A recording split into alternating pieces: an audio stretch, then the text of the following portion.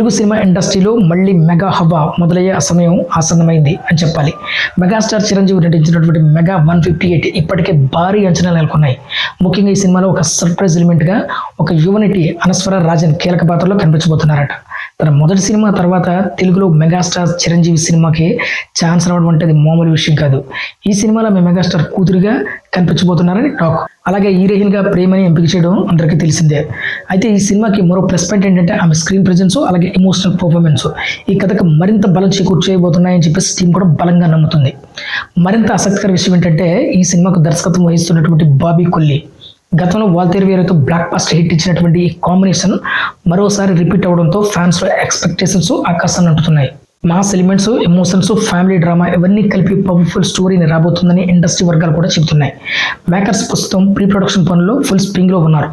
మే నెల నుంచి regular shooting ప్రారంభమయ్యే అవకాశాలు కూడా ఎక్కువగా కనిపిస్తున్నాయి.